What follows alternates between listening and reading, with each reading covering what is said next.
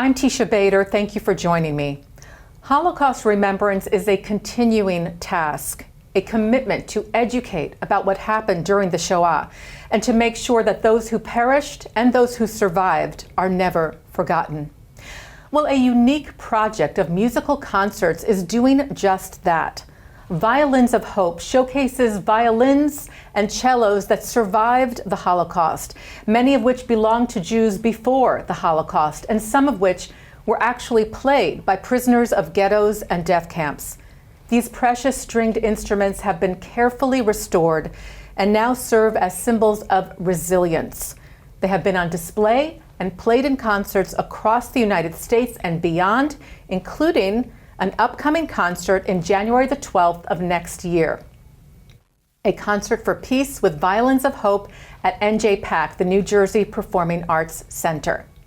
Well, we are fortunate to have the artistic director and principal conductor of Wharton Arts in New Jersey, Helen Cha-Pyo, here in the JBS studio with us today, and she is accompanied by the principal cellist of the New Jersey Youth Symphony, Rowan Mendel. Thank you both for being here. Thank you so much for having us. Thank you. A pleasure. So tell us first, Helen, how you came to have this amazing project. How did you find out about Violins of Hope, and what was sort of the story of that genesis? Yes, and there were many concerts, even 10 years ago, happening out in California, Alabama. So as musicians, we were really fascinated by the fact that there were violins, like 70 violins and cellos and violas, having had restoration to be played or to display it and to tell the story of those who played it during the Holocaust, either in the ghettos or in the concentration camps. And then Violins of Hope organizers came to New Jersey. It wasn't really the Weinsteins bringing the violins, but it was the New Jerseyan musicians and organizations kind of coming together and saying we should have a tour of Violins of Hope. This is back in 2018. And then we planned for the entire year. There were about 7 to 10 organizations, all the way from Cherry Hill, all the way up to Bergen County in New Jersey. However, you know what happened in 2019 and 2020 season, that we were planning on doing this because of the pandemic, it had to be canceled. And 2 years after that, in 2022, there was an email from a previous organizer saying, Violins Hope, they are now touring again. So as the artistic director of Wharton Arts, which comprises of 4 different programs, we have New Jersey Youth Symphony, New Jersey Youth Chorus, and Patterson Music Project and Performing Arts School, we thought that we really need to continue the Holocaust education, especially with our young musicians who are much more mature than some of their counterparts, because that's what music education does. And through music and through these amazing stories and powerful symbol of resilience, as you said, this would be a wonderful opportunity for us to work together with the Violins of Hope organization and bring this concert to New Jersey. So it's resurrected from the original plan, but we are so thrilled to present it with the New Jersey Youth Symphony 100-piece orchestra, with New Jersey Youth Chorus 100-piece high school students, as well as a local community chorus, harmonium, joining us. So it's an intergenerational project. So we are 300 strong, playing music by Mendelssohn, whose music was banned by the Nazis because of his Jewish background during the war, bringing that back and celebrating and making sure that we play his music again, and then to play the music by Leonard Bernstein to really celebrate the present American Jewish culture and through his Chichester Psalms. And then to look to the future, since we have 200 young people singing and playing at this concert, that we have 2 premieres. We have one violin concerto, so it's a piece that memorializes Amnon Weinstein, the founder of Violins of Hope, who passed away in March. So David Winkler has written a solo violin and orchestra piece. And then we have another premiere, which is written by another Jewish American composer, Paul Frucht, who teaches at NYU, and he wrote a piece for Ronan Meyer, a Grammy-winning double bass player, to play with the New Jersey Youth Symphony in the New Jersey premiere of Inside, In Time, chronicling kind of both of their Jewish American heritage and life and the joy that they experienced growing up in this country, and it's chronicling Paul's grandfather's life. Amazing. And you mentioned Amnon Weinstein, and we have with us actually over Zoom from Istanbul, Turkey, Amnon's son, Avshalom Weinstein, who together with his father, his late father, they are the ones who own this collection and who started this incredible initiative. And we're lucky enough to have Avshalom join us now from Istanbul. Avshalom, thank you so much for being here. It's a pleasure. Thank you for the opportunity. Of course. So firstly, our condolences over the loss of your father. I know it was just earlier this year. And he sounds like a very special person to have begun this quest to find these violins, restore them, such an important mission. Can you tell us how it started for him? I assume, or did this happen when you were already an adult, or what was the beginning of finding the violins and finding this collection? So my grandfather bought German-made instruments from musicians who were played in Israel, most of them in what was then the Palestine Orchestra, today the Israeli Philharmonic, because nobody wanted to touch anything German after the war. And he couldn't sell them, of course, because nobody wanted to buy anything German. And these were very, very good made instruments, fantastically made. And we had them as a collection for many years, until in 1991, my father had an apprentice named Daniel Schmidt from Dresden. And when he saw those instruments and he heard their story, he asked my father to give a lecture in Germany to the German Violin and Bow Making Association. And that lecture was basically the first lecture of what today is Violins of Hope. After that, my father spoke on a radio show asking if people have instruments which belong to people who survived or died in the war. And the next morning we got the first violin. And today we have already more than 100 instruments. That's amazing. And we have one of them here in the studio. This is number 96. Is there a story? I know there's a story behind each of these pieces, but can you tell us a little bit about this one? Yes, this violin belonged to a person named Pavel Haas. He was lucky enough to leave Germany just before the war started, and he joined the US Army. And like many other native German people, he went through a place called Camp Ritchie. They were training in frontline investigators, basically, for the US Army. And this was his role. He joined to one of the Army's units in Europe fighting, and he could investigate the Germans in German because German was his native language. We have few instruments of people who were in that unit, who went through Camp Ritchie. One of them was even as an undercover in a Nazi officers' camp for almost 1.5 years. And many, of course, different stories from ghettos, from concentration camps, and other people who managed to survive. Yeah, so you have violins in your collection, as I mentioned in the introduction, that were actually played by Jews, yes, in the ghettos, in the concentration camps. Can you tell us about one of those? So one of the instruments we have was played in the ghetto in Transnistria, in Romania. And the person who played it, Feivel Wieninger, he managed to save all his family, 16 people, because by playing, he could get a little bit of extra food in the parties that he played. He would get the leftover, and this is how they survived. Amazing.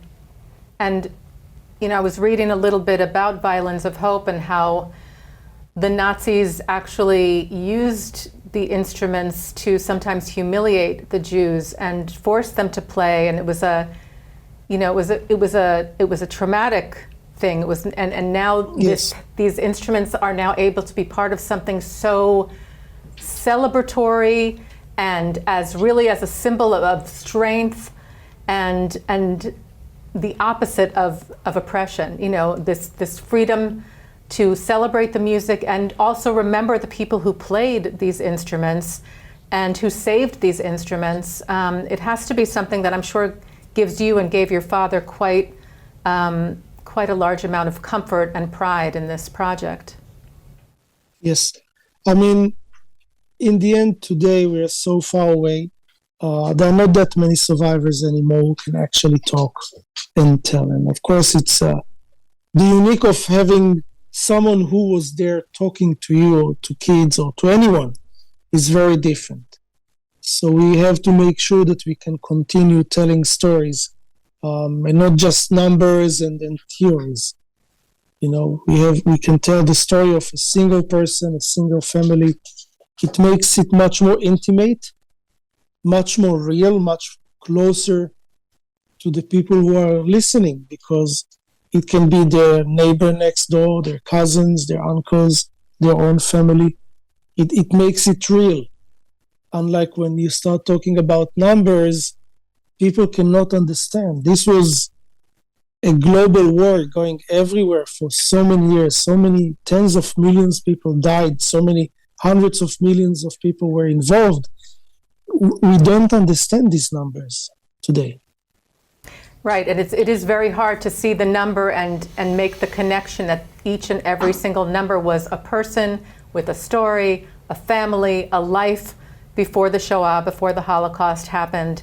And again, the imperative of educating the next generation and generations to come is such a crucial task that we all share. But the fact that you can do it through music is such a powerful thing, because it's not like you're asking a young person to sit down and read a textbook or study the subject matter, but it can be conveyed in a very, very personal way that is also so powerful. We know music is one of the most powerful things to connect people to each other, and in this case to also educate them. So, it's kol hakavod, really, to you and to your late father on this enormous task of putting all these instruments together, and Helen for making this come to life nearby in our neck of the woods in New Jersey. And Rowan, I know we haven't spoken to you yet. Is this your first time playing the Violins of Hope concert? Yeah, this is a really special experience. Helen first told us about it about a year ago in the midst of last season at NJYS, and it's just an incredible idea, an incredible concept, and it's incredibly special. Like later I'll be playing on one of these instruments, and it's incredibly meaningful to me. Well, we're so glad you're here. We're so glad you're here. And Avshalom, thank you so much for being here. And I report about Israel every day. I know you're Israeli born and raised, so just know that we are with you 1,000%, hoping for better days ahead, hoping the hostages come home soon, and we'll just repeat, as I do every day after my news, Am Yisrael Chai. This is just another way to put positive beauty and symbolism out into the world from our people. So thank you for doing that. Thank you very much. Thank you. Well, we are going to hear a piece from Rowan momentarily. And Helen, I just wanted to ask you as well, I know the pieces have been performed, and there is an educational aspect, as we mentioned, of these concerts. Yes. Have you heard from people afterwards, after having gone to these concerts, perhaps someone who knew nothing about the Holocaust? Yes, or the people who are playing the instruments, for that matter. Right. So what's so meaningful about what we get to do at Wharton Arts is the fact that we have close to 2,000 students. We're talking about young students up to high school age and beyond. So it's not just the adults kind of coming to a concert, but we have a process of educating them, the meaning behind the programming, meaning behind this concert, and why it is important. So why and how we approach this is really at the heart of it all. To partner with Avshi coming with these instruments, we're going to have 8 of the Violins of Hope that our students will be performing on the stage at NJ PAC. We're going to have a roundtable discussion the night before with a rabbi kind of convening us of different walks of life, but learning about why this is important. And also, we have the opportunity through what Shoah Foundation has been doing out in USC. We have clips of actual interviews of survivors talking specifically about their relationship with music during the Holocaust. And we have new learnings that we are discovering that I didn't know, our students didn't know, that there was all women's orchestra in Auschwitz, and it was Gustav Mahler's niece, Alma Rose, who was the conductor, and we have a cellist who's talking about that whole experience. And we have a trumpet player's testimony that says, somebody told me to play for your life, and he did, and this is how he survived. And we're going to play those clips between the pieces on January 12th. So although they cannot be here with us physically, their words from their perspective, not out of a textbook, but from their own mouths and testimonies that we will be able to experience and hear the music, but to celebrate that we can gather during this very difficult, poignant moment in history. It's another reminder that we really need to educate the next generation. Absolutely. Well, Helen Cha-Pyo, Rowan Mendel, and Avshalom Weinstein, we appreciate you all being here so much. This concert is truly special. Everything you're doing with these instruments is incredible. Not only teaching and educating about the Holocaust, giving the victims of the Holocaust a continued way to be heard through these beautiful instruments. Their voices are coming through of the music. They're still being played. I feel like it gives them life. And they are remembered. And also, Avshalom, another piece is for people to find out about what life was like, what Jewish life was like before the Holocaust. There was a whole world that was much of which was lost. So all these things are just so critical. So thank you all for being here so much. We are going to have the opportunity now to hear a beautiful piece on cello from Rowan Mendel. Again, Rowan is the cellist of the New Jersey Youth Symphony, and he will be part of the concert at New Jersey Performing Arts Center on January the 12th of next year. Violins of Hope. Mm-hmm.